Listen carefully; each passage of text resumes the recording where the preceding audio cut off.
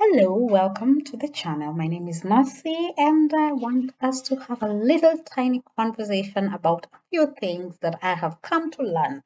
New terminology. So, there is this new phenomenon. I don't even think it's new. I think this thing has been there for a long time. It's just now because it's on social media, we're giving it names. So many things that have always been there are now all of a sudden getting some fancy names, but well, they've always been there. So, I was walking on these nice, lovely streets of social media, and guess what I met? A new terminology called the passport bros. So, for those who don't know,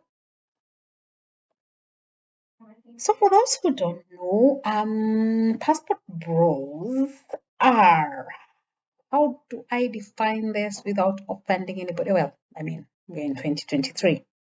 Somebody's gonna get offended.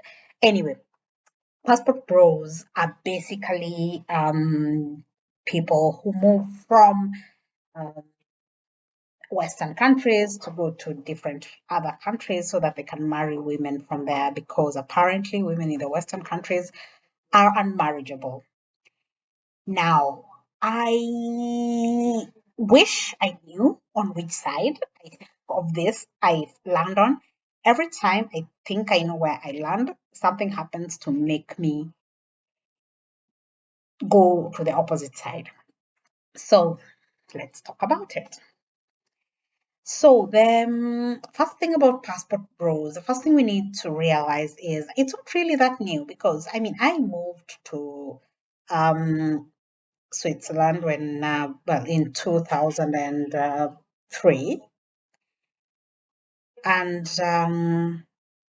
back then we were the phenomenon was already there. I remember quite a number of immigrants used to go when it was time to get married. They would Quite a number of immigrants, when it was time to get married, they would actually go back to their mother countries and look for wives from there and then come with them. And I remember at that time, people used to say, oh, he went and imported a wife, or oh, she went and imported a husband. And it was funny because many of them used to go with the mentality that the so for example, let's give an example of a Kenyan. So a Kenyan man would say that he wants to go back to Kenya, get a Kenyan wife because a Kenyan wife who is raised in Kenya behaves and is more submissive to him than a Kenyan wife who has already been here and has a bit more um, exposure to the Western culture, so kind of has different expectations of a man. To be honest, I don't know why they think that's a good thing because I feel like it raises really, really lots of red flags when that is what you are looking for. Why does it, for me, it just raises red flags? Because I'm thinking, what is it you want? So you basically want somebody who you don't want a partnership. You want to have an upper hand. And I think that's one of the things that I used to have a problem with because I'm all for submission if it's submission based on I want to submit, but I don't like the idea of submission where I'm submitting because I have no other option. And I think that's part of what makes the difference between when a woman who has a job, who has options, submits, and when a woman submits when she has 8 children and has never worked a day in her life, and so that's I think that makes a bit of a difference because then one of them is submitting because she wants to, and the other one is submitting because she has to. Yes, there are women who will submit whether they have something or not, but I don't know if these men are actually giving these women that option. I just feel like it's a bit of it's like a power balance. When if at 40 I get married to a 50-year-old man, That's a 10-year age difference, but it's fine because I've already had a life and he's already had a life and I've grown up and I have experiences. But if a 20-year-old gets married to a 30-year-old man, then I'm questioning because I'm like, she's way too young to have had the experiences that this, because, so that's where my issue with that was the fact that, and funny enough, what used to happen was when those women or the men, when they come here, things change because the women who used to do that, who used to go back home to get men, they used to say they want a man who will take care of them because they felt that men who are raised in Europe think there's too much equality talk. So you have a man who expects you to share the bills, who expects you to work, who expects you to, and they just believed that men who are raised in the Western countries don't really believe in family, so they don't stay in marriages, and therefore marriages made in Europe don't last. I don't know. I think it just depends on people. Marriages don't last. Even in Africa, there are marriages that don't last. I mean, it's not really. I don't even think it has anything to do with nationality anymore. I think nowadays people are just crazy all over the place. So that was about the immigrants, the ones who either they came here as adults, lived here for a while, and now they're going back, or the ones who were born in the mother country, born in, or their parents moved here, like people whose parents came here, they were born here, and so they're like second generation. Many of them go back and, I want a wife like my mother, I want a husband like my father, things like that. That used to be there, but now, of course, there's a new name for it, so people call it the passport bros. So most of these passport bros that are currently online, so those ones are, the Black Americans are going to who are on this full migration to Africa to go get wives. And yeah. Now, what I don't like about, I'll say what I don't like about the men's approach, what I don't like about the women's approach, and what I find fun, what I think is okay. So, I think what I don't like about the men's approach is the fact that I feel like they're going into this for the wrong reasons. They are going into this with the flex of, after all, the woman, I am offering her something that she can't get. So, like there's this one who said something so dumb. I was like, did he shake his head properly before he said this? He was like, well, I make $30,000 a year, and if when I bring that woman here, that's millions in her country. So I'm a millionaire in her eyes. And I'm like, you realize you will be bringing this woman to America and paying bills in US dollars. She will very quickly realize that you're not a millionaire anyhow. And I found it interesting that many of the ones who, like, their idea of the women that they were going to get, they were not. I don't know if this was deliberate or if this is just what they think about Africa. The kind of woman that they were describing, me as an African, I can assure you, they are very rare to find. They are really rare to find. I don't know why, but they were expecting this 25-year-old virgin who has never even looked at a man, who will be kneeling down every time he walks into a room. And I'm like, do these people realize that the same contamination that has contaminated the Western world has contaminated everyone? I mean, we're not as bad there as it is maybe in the Western world or where they're coming from, but I can assure you there is not that much difference because honestly, they made it sound like when you hear them describing, you're like, all this in one person. Hmm. Because this woman has to be beautiful, has to have a big house, has to be amazing in bed, has to have never been with a man. So I don't know how she's amazing in bed if she has never been with a man. Has to shut up and listen to you because apparently their biggest problem is the fact that Black American women don't shut up. And so there was just quite a lot of expectations of this woman, and it was amazing because they were just really. It sounded like a badly written movie. Kind of reminded me of the 90-Day Fiancé thing, where when they go and marry a foreigner. I think they make the foreigner feel like, listen, I'm taking you to America. You need to bow down and worship me. Anything I tell you, you do because I'm taking you to America. You're going to get a green card, so behave. That's the kind of vibe I got. And for me, it felt like this is a red flag. You're not going out there to get a good wife. You're going out there to get a slave.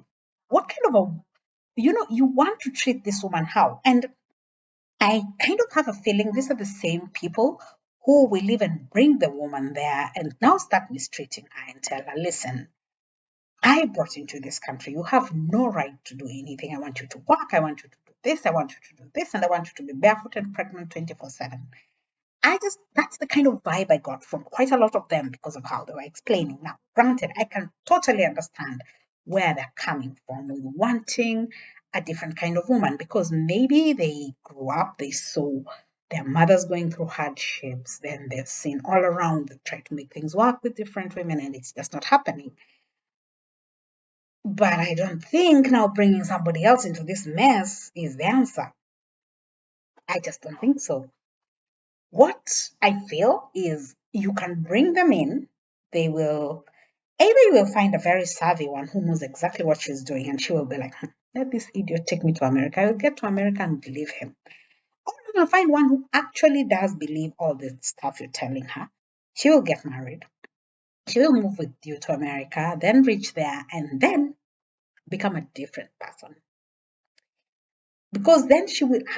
I don't know why they think that these women will not see the reality that's there. I don't know why they think that. Now, the other side, which I did not like, was the reaction of, and this was not just coming from the Black American women, this one was also coming from quite a lot of Caucasian women for some weird reason. I don't even know. But it was really quite a lot. And there was the insulting and degrading of the African and Asian women. And they were like, oh, they just want to go get ignorant women who don't even speak English. And I'm like, oh, good grief.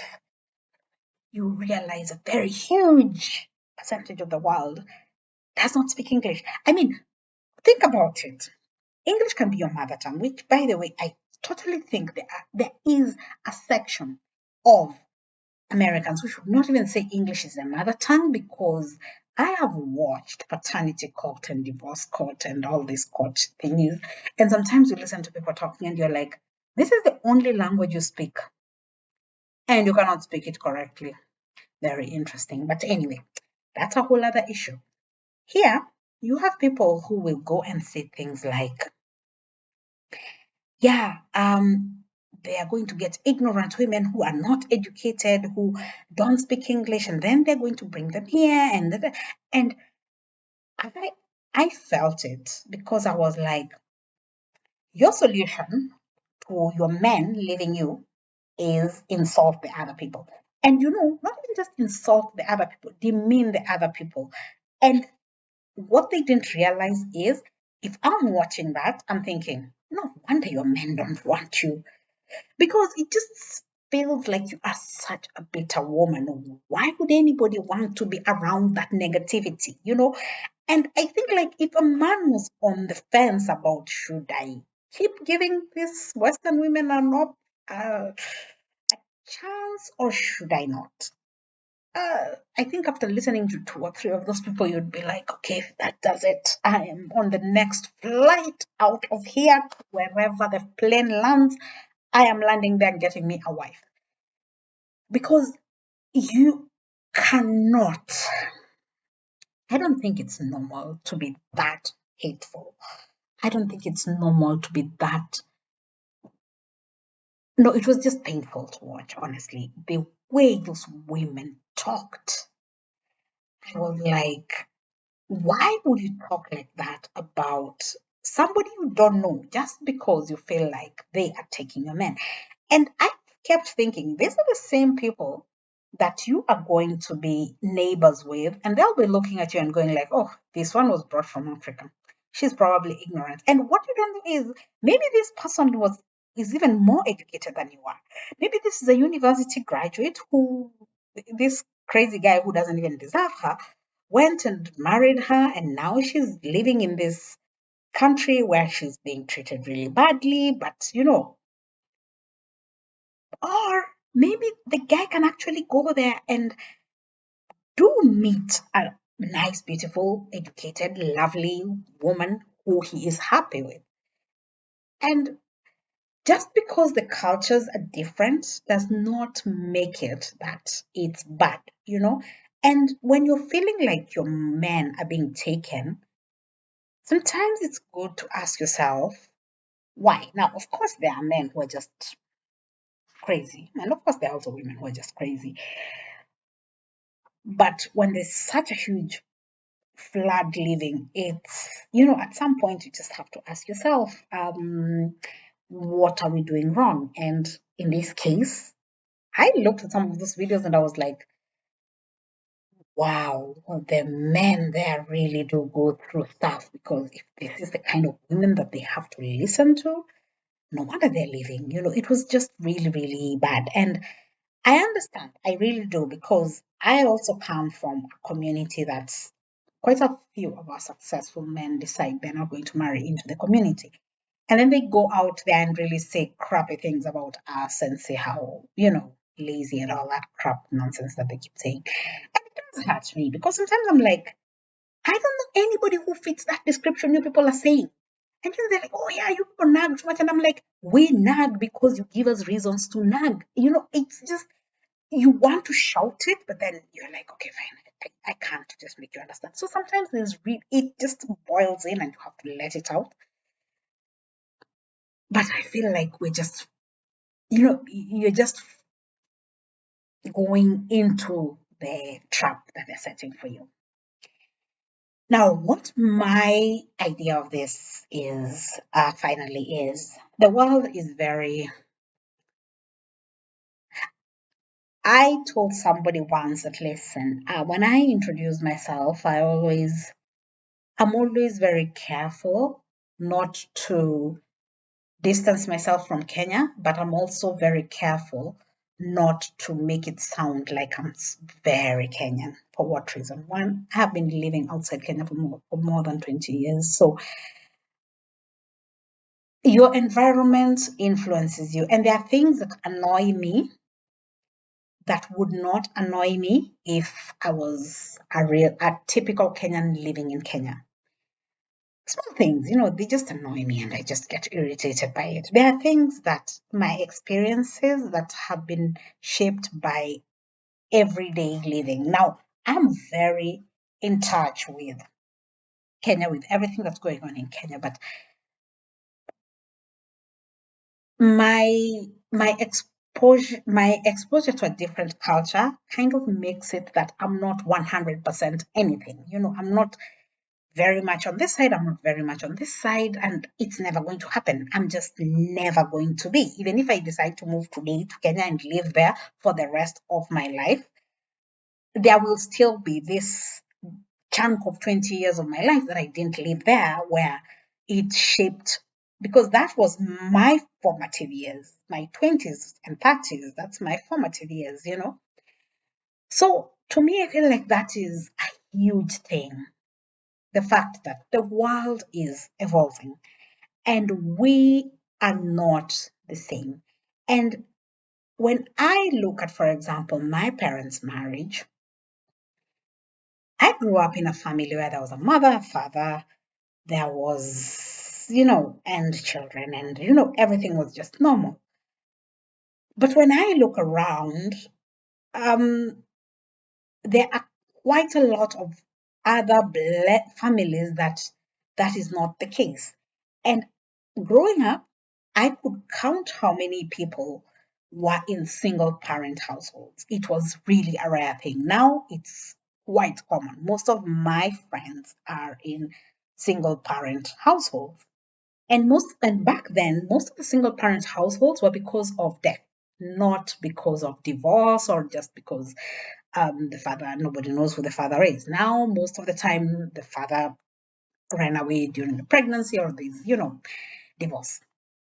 So, all this to say that if you think that the women around where you are not good enough because you saw the experience of you growing up and you think that that is what a woman can be, then you will be looking for a very long time because society keeps changing and the environment where that person in Africa or in Asia is in, the minute you bring them out of their environment, for them to survive in the new environment that you're bringing them into, they will have to adapt. And the same thing that is making the woman that you're running away from, the one that you have 2, 3 children with that you don't want to see anymore, the same thing that is making that person bitter is going to start making this person bitter because they will have to adapt to that situation. I had one of the TikTok, someone said that I didn't even know I was black until I got to America because I've always just been me.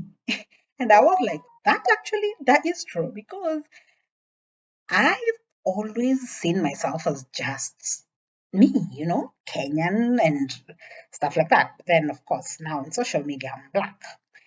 And I'm always like, well, it really does ring in my head because to me, I'm like, if you ask me, I would say I'm Kenyan or I'm African, but I wouldn't describe myself as black because I think that, well, you can see that, right? I don't know. For me, that's just how it works. Of course, quite a few people think differently, but yeah. Anyway, so all this to say that do not expect that just because you're romanticizing something else, that is exactly what's going to happen now. Second thing is, many of us grew up looking at our parents thinking these people are the happiest people on earth. These people are, but I have talked to quite a few older friends because I seem to have quite a lot of friends who are older than me. And many of them tell you that, the difference is we knew how to hide our problems. She's like, I had a friend, she was way older. I think her last one was my age. And she was telling me that she and her husband used to seriously leave the house, rent a hotel room to go and fight. Like they never let their kids hear them argue. And then when she was telling me this, her daughter was there, and her daughter is like, "Oh, you know what we always thought? The kids actually thought their parents used to rent her. Well, they used to know that their parents are going away for the night, but they used to think that that's to go and have some romantic time away from the kids. But then they're like, no, we were going there to fight. When we had our romantic time, it was just here in the house." And it's like, the daughter was so shocked. So you can imagine if the daughter, all her life, she had imagined this thing, and then now she hears that, no, that's not what it was. It was a totally different story. Yeah, so quite a lot of the things that we romanticize about our parents was probably not the same. It was not really true. And I'm glad that they were able to shelter us from that. And sometimes I feel bad that I don't feel like I've done a good enough job of sheltering my children from my emotional traumas. Um, but I'm working on that. Anyway, so people, marry for love. Don't marry to run away from your reality or to make yourself feel better about yourself, but just marry for love. Whether you find this love in the other end of the world or whether you find it right next door, just marry for love. You can't want to marry somebody to make them your slave. I just think that's wrong. Okay, people, hope this was educative for you. And I hope it just makes you think twice, thrice. I don't know. To be honest, as I said at the beginning, I don't know where I stand on this debate. I think it's a case by case thing. If I see a couple that's genuinely happy and the wife is happy and the husband is happy, I'm like, yay. If I see somebody who just wants to go and bring a person and treat the person as a slave, I'll be like, seriously, what's wrong with you? Leave somebody's child alone. You've seen these women who you get married and then you bring the man here, and then now you keep reminding the man every 5 minutes, I'm the one who pushed you into this country. What kind of a man are you? I'm the one who does. And I'm like, well, didn't you know that he does not have the qualifications to get a job? He does not have the qualifications. He does not speak the language. He does not. Didn't you know all this before you brought him, or why were you bringing him? Just to rub it in to make yourself feel good? Anyway, have a lovely day. Bye bye.